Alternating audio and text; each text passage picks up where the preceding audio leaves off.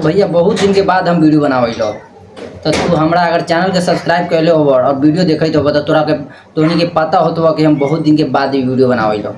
काहे कि धनंजय धड़कन भैया के गाना ना आवत हो और बैक ले हो, मतलब कम बैक, मतलब जो गाना एकदम लगातार एकदम ब्रांड ब्रांड देते रहो, एकदम पूरा मार्केट में फाड़ दिले रहो।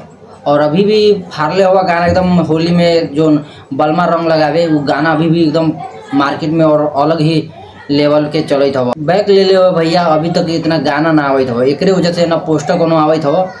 अभी तक वीडियो शूट कर लो तो एको गाना अभी तक पोस्टर उस्टर ना आयल, यही से हम वीडियो ना बनावित रहियो। आज हम सोच लियो कि वीडियो बनावे के कि बहुत दिन वीडियो बनावला हो गए हो, तो खुशखबरी बतावे वाला बढ़िया। अगर धनंजय धड़कन भैया के फैन बारा और चाहे तरह दिल से माना तरह, तो बहुत वीडियो के लास्ट देखियो, तो हम बहुत ही बड़ा खुशखबरी बतावे वाला बढ़िया हो कि काहे भैया के इतना लेट गाना आवत हो।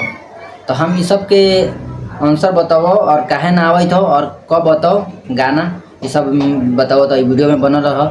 और भैया बात कर लिया जाए तो वीडियो भैया काहे ना आवत हो, भैया हम बता रहा बढ़िया कि वीडियो बहुत ही बड़ा प्रोजेक्ट तैयार करे हो भैया।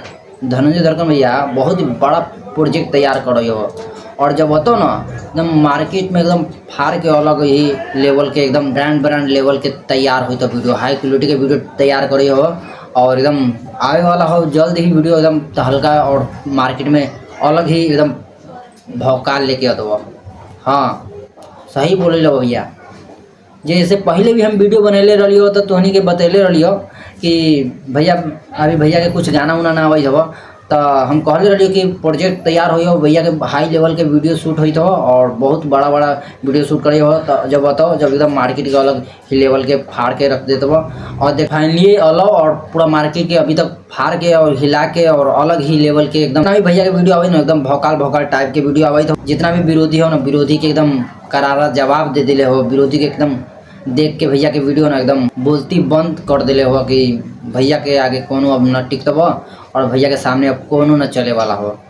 तो ये बात रहा कि वीडियो बहुत दिन हो गए रहा बनौला और भैया के भी गाना ना आवत हो। अभी बलमा रंग लगावे जे गाना के बाद अभी तक गाना उना पोस्टर उस्टर ना होलो, तो यही से हम कहलिए वीडियो शूट करके तोहनी के बतावे लो।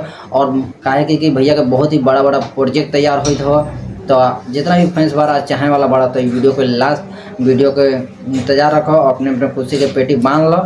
आ जब भी आता ना मार्केट के एकदम अलग ही भूचाल ला दे तो यही अपडेट रहा। फिर मिलबो न्यू वीडियो में न्यू अपडेट के साथ में। अगर ये नया चैनल, अगर ये पहले बार ये चैनल पायल बढ़ते चैनलों के सब्सक्राइब कर लो। अब बेल आइकनवा दिखाई तो साइड में और अब कुछ चला के फोड़ फाड़ दो, ठीक बा। तब फिर मिलबो न्यू वीडियो में न्यू अपडेट के साथ।